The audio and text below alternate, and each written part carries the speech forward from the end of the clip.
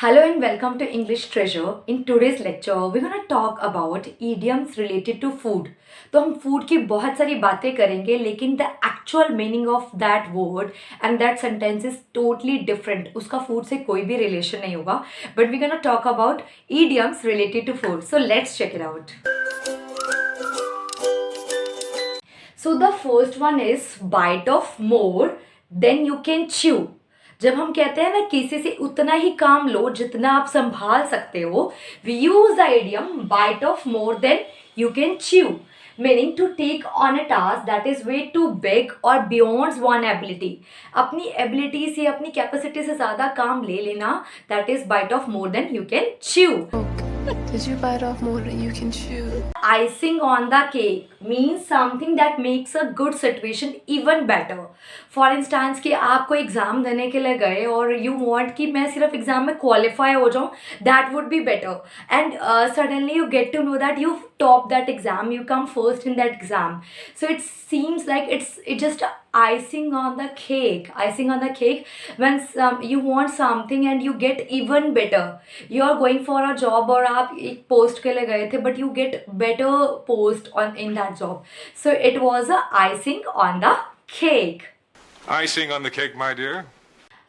So the next one is spill the beans. Spill the beans means to tell the secret of someone. किसी का secret बता देना.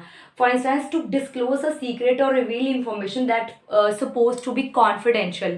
Like कि अगर आपकी friend ने कुछ आपको secret बताया and she told that कि किसी को बताना मत. But you spill the bean in front of your friends. So that means spill the beans. किसी का secret को share करना. Spill the beans. The next one is very simple and very easy piece of cake. When something is very easy, ये बहुत ही आसान है. It's just a piece of cake. Now learning English from English Treasure is a piece of cake. Something which is very easy to do. Now speaking in English is a piece of cake. Piece of cake. One is very popular. Cry over spill milk. You have heard it a lot. To be upset about something that has already happened and cannot be changed. ठीक है, अब हमने सुना है ना, अब बचताए होत क्या जब चिड़िया चुग गई खेत. अब उसके बारे में रोने का क्या फ़ायदा जिसको हम चेंज नहीं कर सकते. Now we have to move on and think forward about something. For instance कि आप फेल हो गए किसी एग्ज़ाम में and you are still crying कि मैं फेल हो गया, now what to do. You can not do something just कि आप क्या कर सकते हो उस एग्ज़ाम के लिए दोबारा प्रिपरेशन करने के अलावा you can not do something. So there is no need to cry over spill milk. You have to think about your future.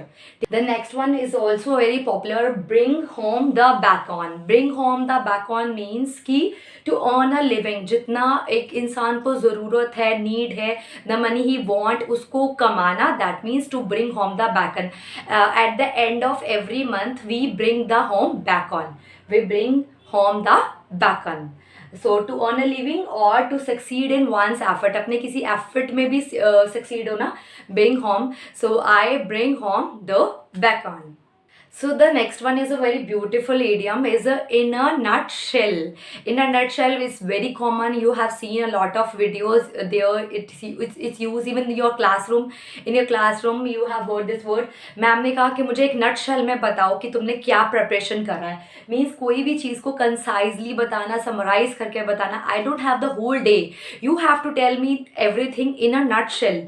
Okay आपके कंपनी का बॉस आता है तो वो हमेशा क्या कहता है, tell me in the nutshell, means tell me in the concise manner what you want to say. So the next one is a taste of your own medicine, meaning being treated the same way you have treated others, specially something in the past. जब हम कहते हैं ना हम किसी के साथ कुछ गलत तरीके से नेगेटिव बिहेवियर करते हैं and the karmas come to you. कभी भी कर्मा आपके पास ज़रूर आएगा अगर आप किसी के साथ कुछ बुरा करके चलते हो. So it was the taste of your own medicine.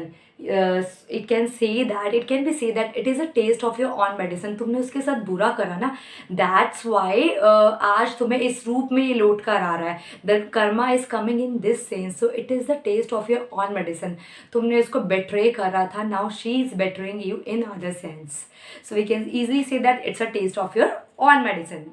So the next important idioms which is related to food is big cheese. Big cheese is not a big slice of a cheese. It's called a very important person in your company. और कोई भी जब हम कहते हैं ना ये तो बहुत ही important person है, so इससे ध्यान से बात करना. He is a big cheese. You need to think twice before speaking. So an important or influential person is called to be big cheese. So the next one is out of the frying pan and into the fire. So कुछ हम पका नहीं रहे जो एकदम से frying pan में जाकर फायर में चला जाए, लेकिन हम कहते हैं ना एक मुसीबत से निकले तो दूसरी बहुत बड़ी आगे आके खड़ी होगी. Out of the frying pan and into the fire, कि हम सोच रहे थे कि एक मुसीबत से टल गए, अब फिनिश हो गया, अब पहाड़ जो थे गिर रहे थे वो टूट गए, ख़त्म हो गए, लेकिन नहीं. Out of the frying pan into the fire means escaping from one problem. एक प्रॉब्लम से तो हम बच रहे थे only to find yourself in a worse situation, लेकिन हमने अपने आप को कहाँ पाया? वर्ड सिचुएशन में, सबसे ज़्यादा ख़राब सिचुएशन में पाया. So out of the frying pan and into the fire. So the next one is bring to the table. Bring to the table का मतलब ये नहीं है कि टेबल को यहाँ लेकर आओ. It means bring to the table means when you have to, जब आपका कि कोई भी सुपरवाइज़र आपको काम देता है कि आपको कोई एक इम्पॉर्टेंट आइडिया प्रेजेंट करना है मेरे आगे, तो bring to the table to contribute something valuable और यूज़फुल. कोई भी वैल्यूएबल चीज़, यूज़फुल आइडिया, कोई भी लॉजिकल आइडिया प्रेजेंट करते हो. So I am planning to give him a job because he bring so many super ideas on to the table. Cool as a cucumber. Be calm, be relaxed, be serene. Means you are cool as a cucumber. Very calm and composed, especially in difficult situation. अगर आप कोई भी बुरी से बुरी घटना में अगर आपका मन बहुत शांत रहता है, you can say that I am cool as cucumber. The next one is a piece of the pie. Means a share of the profits or benefits. जब भी पता लगे ना कि आपने कुछ प्रॉफिट गेन करा है, सभी के सभी पर्सन्स आपके घर के, फैमिली, फ्रेंड्स के आ जाएंगे to take the piece of the pie. You know, when I got the job, so I share the piece of the pie with my friends and family.